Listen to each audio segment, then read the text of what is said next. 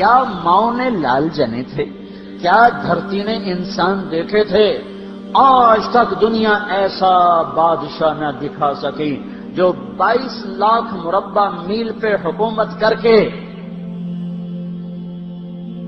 مسجد میں جھاڑو دے رہا ہو، جو 22 لاکھ مربع میل پر حکومت کر کے پانی کی مشق کندھے پہ اٹھا کے بیوہ عورتوں کے گھر میں گھڑوں میں پانی بھرنے جا رہا ہو۔ امیر المومنین کہاں جا رہے ہو؟ فلاں اماں کے گھڑے میں پانی بھرنے جا رہا ہوں، فلاں کے گھر میں پانی بھرنے جا رہا ہوں۔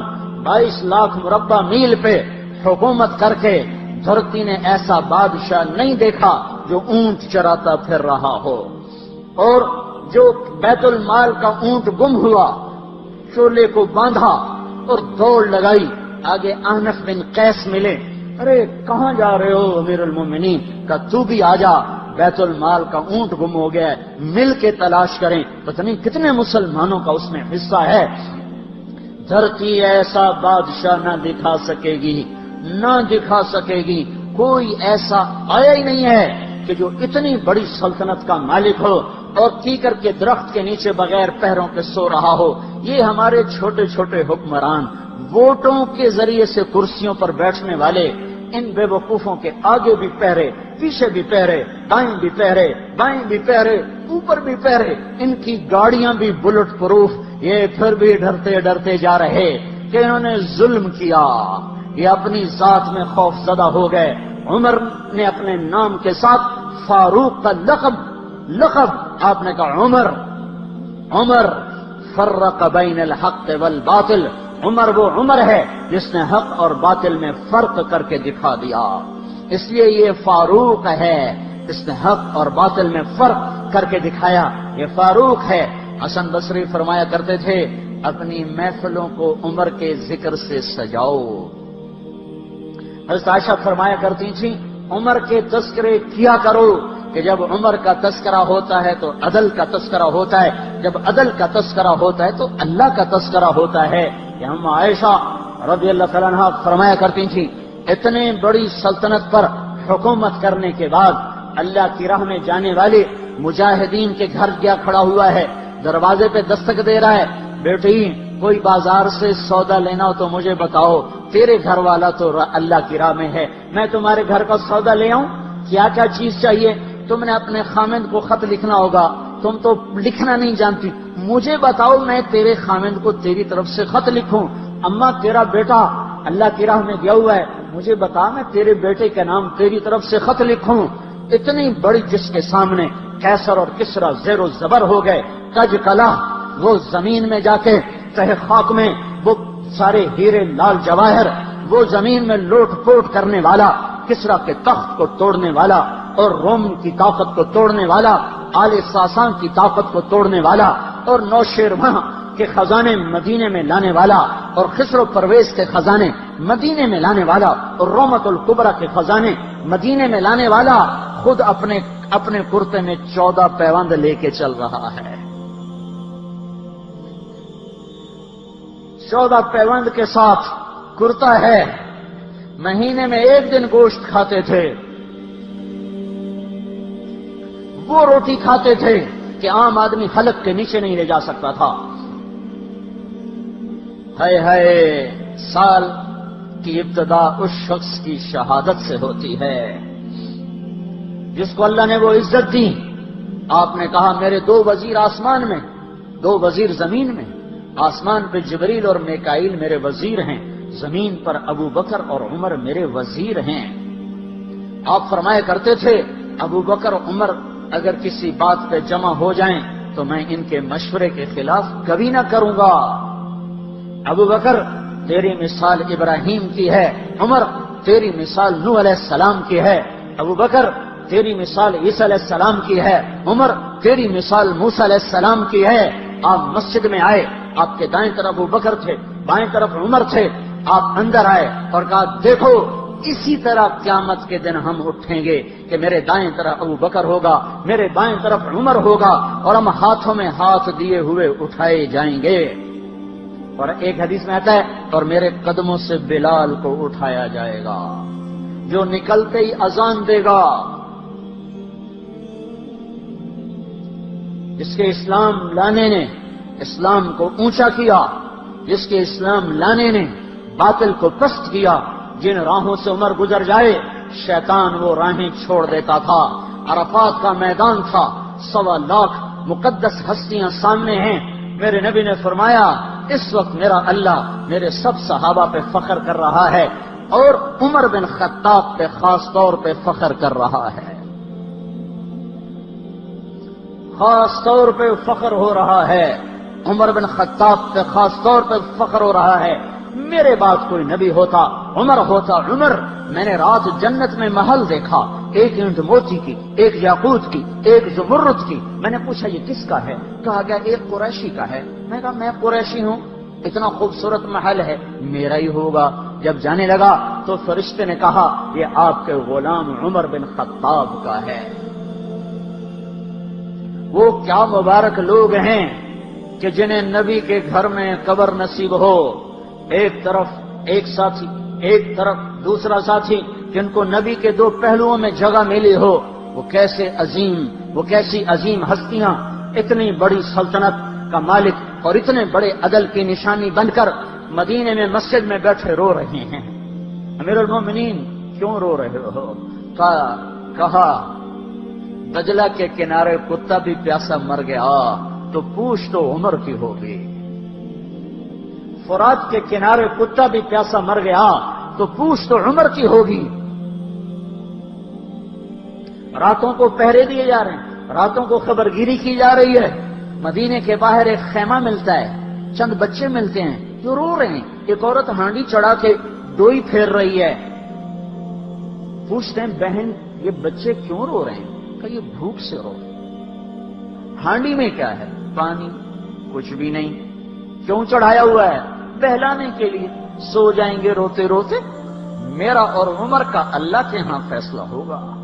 تو عمر کی ہچکیاں بن گئیں کہ عمر کو بہن تیرے حال کی کیا خبر؟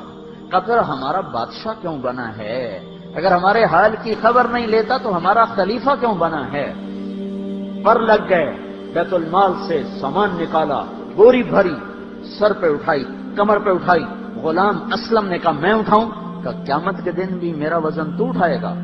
اسی طرح بھاگے ہوئے آئے، پنیر نکالا، آٹا نکالا، گھی نکالا، شہد نکالا، ڈال کے ہانڈی میں نیچے آگ، خود دھواں، گیلی لکڑیوں میں پھونکے مار مار مار آگ جلائی، حلوہ تیار کیا، پھر پلیٹوں میں ڈال ڈال کے بچوں کو کھلایا۔ وہ عورت کہنے لگی کاش عمر کی بجائے تو خلیفہ ہوتا۔ تو یہ نہیں کہا کہ میں ہی عمر ہوں، میں ہی عمر ہوں۔ فرمایا جب کل تو امیر المومنین سے ملے گی تو مجھے بھی وہیں دیکھ لے گی، مجھے بھی وہیں پا لے گی۔ پھر وہاں بیٹھ کے دیکھتے رہے، اٹھ کے چل دیے۔ بچے ہنسنے لگے، کھیلنے لگے، تو اپنے غلام سے فرمایا میں نے انہیں روتا دیکھا تھا، میرا جی چاہا میں انہیں ہنستا بھی دیکھوں۔ 22 لاکھ مربع میل پہ اسلام پھیلا کر حکومت اس سے بھی بڑے علاقے میں لوگوں نے کی۔ چنگیز نے اس سے زیادہ فتوحات کی، محمود غزنوی نے اس سے زیادہ کی، سکندر تیمور نے اس سے زیادہ کی۔ پر فتوحات کر کے یوں خدمت کر رہا ہو، پانی بھر رہا ہو، اونٹ چرا رہا ہو، امامت کرا رہا ہو، 14 پیوند لگے کپڑوں کے ساتھ خلافت کے تخت پر بیٹھا ہوا ہو، یہ دھرتی میں پھر کوئی نہیں آئے گا۔ ہے نماز میں خنجر لگا، نماز پڑھاتے ہوئے 27 ذوالحج، 27، 28، 29 یکم کو انتقال ہوا۔ یکم محرم موت کے آثار گہرے نظر آئے۔ بیٹے کو بلایا کہ بیٹا جاؤ اما عائشہ سے پوچھ کے آؤ کہ عمر اپنے ساتھیوں کے ساتھ دفن ہونے کی اجازت چاہتا ہے۔ امیر المومنین کے لقب سے بات نہ کرنا، عمر کہنا، عمر، اب میں امیر المومنین نہیں رہا۔ جب وہ پوچھنے گئے تو حضرت عائشہ رو رہی تھیں۔ انہوں نے عرض کی اما جان میرا باپ اپنے ساتھیوں کا پڑوس چاہتا ہے۔ انہوں نے فرمایا یہ جگہ تو میں نے اپنے لیے رکھی تھی، لیکن اگر عمر چاہتے ہیں تو ان کو مجھ پر فضیلت ہے، میں ان کے لیے دستبردار ہوں۔ انہوں نے واپس آ کر خوشخبری سنائی، مبارک ہو اجازت مل گئی۔ کہ نہیں شاید میرے شرم میں اجازت دی ہو، جب مر جاؤں تو مجھے دوبارہ دروازے کے سامنے رکھ کر پھر جا کے پوچھنا، اس وقت اجازت ملے تو پھر لے جانا، ورنہ مجھے بقیع کی طرف لوٹا دینا۔ اتنے میں حضرت علی آئے، پریشان دیکھا، عمر کیوں موت سے ڈر گئے؟ کہ نہیں، موت کے بعد کی گھاٹی سے ڈر رہا ہوں۔ کہ ڈرو نہیں، میرے ان کانوں نے سنا ہے اور اتنی دفعہ سنا ہے کہ میں گن نہیں سکتا کہ اللہ کے نبی فرمایا کرتے تھے ابو بکر اور عمر جنت کے بڑی عمر کے لوگوں کے سردار ہیں۔ آپ نے فرمایا تو اس بات کی گواہی دے گا؟ کہ میں بھی دوں گا، میرا بیٹا حسن بھی دے گا۔ امام حسن بھی ساتھ تھے۔ کہ میں بھی دوں گا، میرا بیٹا حسن بھی گواہی دے گا۔ پھر بھی ہے جو جنت کی بشارتیں لیے ہوئے ہیں، 10 مبشرہ، ابو بکر جنتی، عمر جنتی، عثمان جنتی، علی جنتی، طلحہ جنتی، زبیر جنتی، ابو عبد الرحمن بن عوف جنتی، ابو عبیدہ بن جراح جنتی، سعید بن زید جنتی۔ آپ نے نام لے کر گنے، نام لے کر گن کر کہا، سنو ابو بکر جنتی ہے، عمر جنتی ہے، عثمان جنتی ہے، علی جنتی ہے، طلحہ جنتی ہے، زبیر جنتی ہے، سعد بن ابی وقاص جنتی ہے، عبد الرحمن بن عوف جنتی ہے، ابو عبیدہ بن جراح جنتی ہے، سعید بن زید جنتی ہے۔ میں ان سے راضی ہوں، لوگوں ان کا حق پہچانو، میں ان سے راضی ہوں، میں ان سے راضی ہوں۔ پھر آپ نے فرمایا اگر تم نے ان کے بارے میں کسی ایک کے بارے میں بھی دل میں بغض لے کر مر گئے، اور تم نے اتنی بندگی کی تھی کہ سوکھ کے کانٹا ہو گئے تھے، روزے اتنے رکھے تھے کہ پیٹ کمر کو لگ گیا تھا، سجدے اتنے کیے تھے کہ تمہارے ماتھے اور گھٹنوں پر پتھروں جیسے نشان پڑ گئے تھے، اتنا کچھ کر کے ان 10 میں سے کسی ایک کا بغض لے کر اگر تم مر گئے تو اللہ تمہیں منہ کے بل جہنم میں گرا دے گا۔ لوگوں میں ان سے راضی ہوں، ان کا حق پہچانو، جن کو اللہ بھی رضا کے پروانے دے رہا ہو، جن کو اللہ کا رسول رضا کے پروانے دے رہا ہو، جن کو وزارت کا شرف مل چکا ہو، نبی کے پہلو میں قبر جن کی بننے کا اعلان ہو چکا ہو، وہ موت پر کیا کہہ رہا ہے؟ موت پہ کیا کہہ رہا ہے؟ اپنے بیٹے سے کہا میرا سر زمین پہ ڈال دے۔ ان کی گود میں سر تھا عبداللہ بن عمر، تو انہوں نے گود سے ہٹا کر پنڈلی پہ رکھ لیا، یہاں رکھ لیا۔ چلے گئے، کیا کہہ رہا ہوں سنتے نہیں ہو، زمین پہ ڈال دو۔ تو انہوں نے زمین پہ ڈالا تو اپنے چہرے کو مٹی میں رکھ دیا اور ایسے ملنے لگے اور کہنے لگے، اے میرے رب، اگر تو نے عمر کو معاف نہ کیا تو عمر ہلاک ہو جائے۔ ویل لک یا عمر ولأمک ان لم یغفر لک ربک، عمر تیری ہلاکت ہے اگر تیرے رب نے تجھے معاف نہ کیا۔ یہ کہتے کہتے کہتے جان دے دی۔ 22 لاکھ مربع میل میں اسلام کو زندہ کرنے والا، این حالت نماز میں زخم کھا کے گرنے والا، مطلوب مصطفیٰ، وزیر مصطفیٰ، جنت کی خوشخبریاں لے کر پھر موت پر یوں کہہ رہا ہو، اے اللہ تو نے معاف نہ کیا تو میرا کیا بنے گا؟ کیا بے طلبی ہے۔ ان کے بیٹے خلافت کے اہل، ان کے بہنوئی سعید بن زید 10 مبشرہ میں سے دونوں کے نام کاٹ دیے، کہ یہ 6 ہیں جن سے اللہ کا رسول راضی تھا، جس کو چاہو خلیفہ بنا دو، جس کو چاہو حکومت دے دو، نہ میرے بیٹے کو ملے گی نہ سعید بن زید کو ملے گی۔ کسی نے کہا شوشہ چھوڑا، آپ کا بیٹا بھی تو بہت قابل ہے، اسی کو بنا دیں۔ تو اسے تو طلاق دینا نہیں آتا، حکومت کہاں سے چلائے گا؟ یہ ایک واقعہ کی طرف اشارہ کیا ہے، اس کے پیچھے ایک واقعہ ہے جس کو انہوں نے یاد کر کے فرمایا، وہ تو طلاق دینا نہیں جانتا، وہ حکومت کیا چلائے گا؟ حالانکہ بڑے صحابہ میں عبداللہ بن عمر کا مقام ہے۔ ہے جنازہ صہیب رومی نے پڑھایا، دروازے کے سامنے لا کے رکھ دیا گیا، سب لوگ جنازے کے ساتھ کھڑے ہو گئے، عبداللہ بن عمر اکیلے آگے گئے، دروازے پر دستک دی، کہا اما جان میرا باپ عمر بن خطاب دروازے پہ حاضر ہو چکا ہے، اندر آنے کی اجازت چاہتا ہے۔ تو عائشہ رضی اللہ تعالیٰ نے اپنی چادر کو اٹھایا تو روتے ہوئے باہر نکل گئیں۔ پھر لوگ اندر داخل ہوئے، قبر کھودی گئی، قبر کھودتے ہوئے عبداللہ بن عباس بھی قبر کے کھودنے میں شریک تھے، تو کہتے میرے کندھے پہ کسی نے ہاتھ رکھا، میں نے پیچھے مڑ کے دیکھا تو علی رضی اللہ تعالیٰ عنہ کھڑے رو رہے تھے اور فرما رہے تھے مجھے پتا تھا تو یہیں آئے گا، یہاں تیرے سوا کوئی نہیں آ سکتا، کہ میں نے ایک دفعہ نہیں کتنی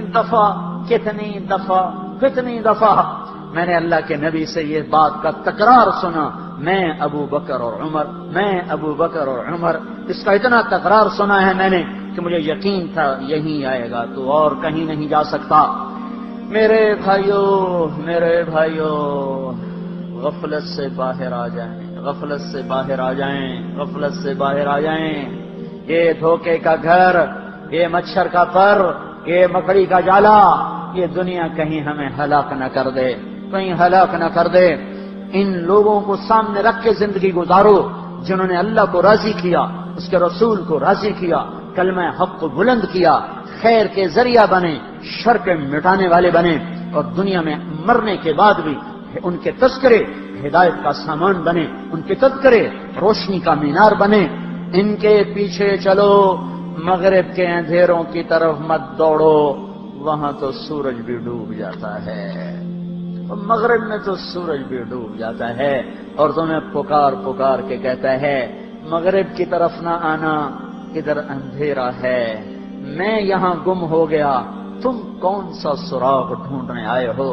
دوڑو اللہ اس کے رسول کی پاک زندگی کی طرف، اس کے پاک صحابہ کی زندگی کی طرف، جن کو اللہ نے مرنے سے پہلے جنت ہاتھ میں دے دی، جنت کی بشارت دے دی۔ آپ نے کہا ما علی عثمان اللہ یعمل بعدا، تبوک کی لڑائی میں عثمان 10,000 لشکر کا سامان تیار کر کے لائے، تو ہم نے کہا عثمان آج کے بعد تو کچھ بھی نہ کرے تو جنت تجھ پہ واجب ہو گئی۔ یہ ان لوگوں کے پیچھے چلو۔ ابو بکر جب تو جنت کے دروازے پر آئے گا تو 8 دروازے تیرا استقبال کریں گے، ہر دروازے کی تمنا ہوگی ابو بکر میرے اندر سے گزر جائے۔ علی تجھے مبارک ہو، جنت میں تیرا گھر میرے گھر کے سامنے ہوگا۔ ان لوگوں کے پیچھے چلو اگر منزل تک پہنچنا ہے تو بھائیو، نیا سال آیا ہے، آؤ بھائی توبہ کر لیں، اللہ کو منا لیں، اور جاؤ نکلو تبلیغ میں پھرو اللہ کے واسطے۔ بیٹھنے کے دن لگ چکے، گزر گئے، جان مال ایمان کی سلامتی اگر ہم چاہتے ہیں تو پھرو تبلیغ میں، پھرو اللہ کی راہوں میں، پھرو۔ یہ پھرنا یہ سبب بنے گا ہدایت کے آنے کا، اور وہ سبب بنے گا اللہ کی رحمت کے آنے کا، اور وہ سبب بنے گا دنیا اور آخرت کی نجات کا۔ اس کی نیت کرو، اس کے ارادے کرو۔